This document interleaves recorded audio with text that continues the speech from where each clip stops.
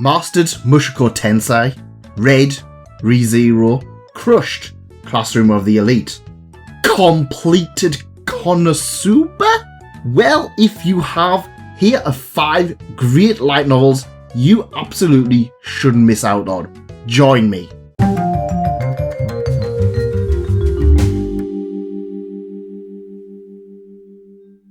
Wandering Witch is one of my all-time favourite light novels. Why is that? Well, it's pure comfort food. A young witch travels from destination to destination, sometimes meddling in the lives of the people, the villages, and the countries along the way. Much like Kino's journey, this story is all about the people, the villages, and the countries, and all of the strange things that's going on that Elena the Witch comes across.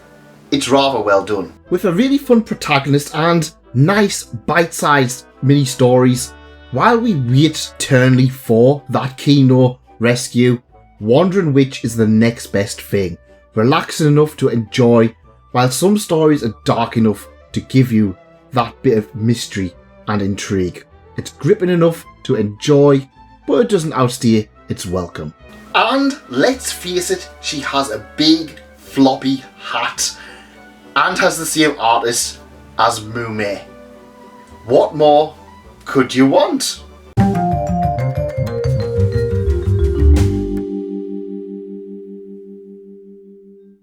Next up, we have the NPCs in this village sim game must be real. And I'm not gonna lie, this was one that I actually had quite a bit of hype going in for. I mean, it's the same creator as the wonderfully bizarre vending machine isekai. Despite all of that hype, I was still genuinely surprised at how good this one actually was. It follows a 30-year-old shut-in with no job, relationship, or even prospects, who trials a new sim game with a very in-depth kind of AI. Finding himself a god of a village, he soon discovers that these villagers seem almost too real. What I love about this one is that the main character genuinely becomes a better person from playing the game, from being forced to actually having to care about other people. He starts working out, he starts actually getting a job, he builds bridges with his family and friends. Complete at only 3 volumes, this is easily one of the better titles I've read in the last few months. There's enough going in there that you just enjoy it, and it feels all very complete, but it keeps you longing for a little bit more. Honestly, I'd wholeheartedly recommend it to anybody who just hasn't read it.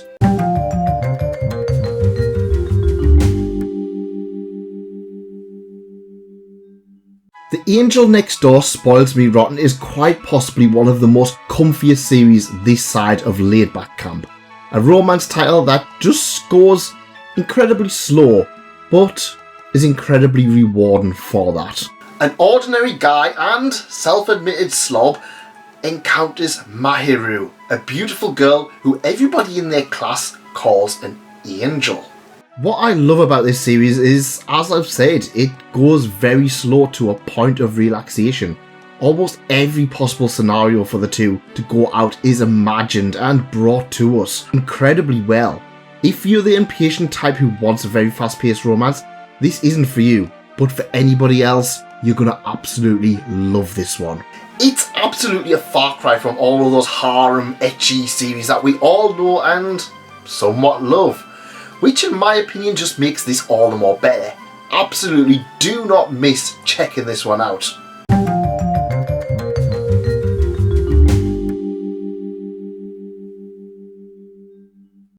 Infinite Dendrogram, the series in which the anime came out, everybody seemed to hate it, and then never retroactively even glanced at the light novel, which is a huge shame, because guys, this one is good. Like, real good. In a world where technology has advanced so that everybody can just plug themselves into an ultra-realistic online game, comes the world of Infinite Dendrogram, and our protagonist, Ray Sterling, who clearly sounds like he has the best name ever, is just about to start playing. Now, using the unique embryo system, a bit like the Blades and Xenoblade Chronicles 2. Via gets a sword maiden girl called Nemesis and begins his other life in this online world. And what a world this is. The world building and character development in this one is just off the charts, with each volume being absolutely jam-packed with lore and development of a wide variety of characters. This is one where you could literally have an entire volume of a random character who has appeared once in the series and you would still enjoy it. You would still get a huge amount of content from each volume.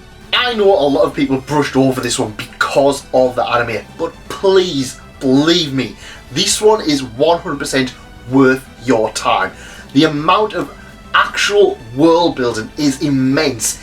Each and every character gets their time to shine, and honestly, it's just so much fun. It is one of the best light novels I've had the fortunate to be able to read.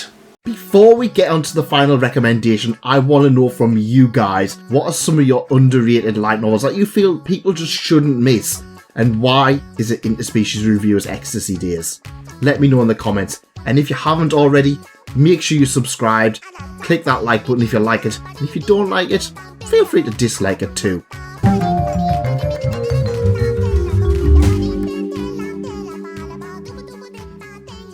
Now, finally we go on to the last recommendation. Ascendance of a Bookworm is just such a great series and is an absolute must for light novel fans in my opinion. An isekai about a girl who absolutely adores reading books is killed by books themselves.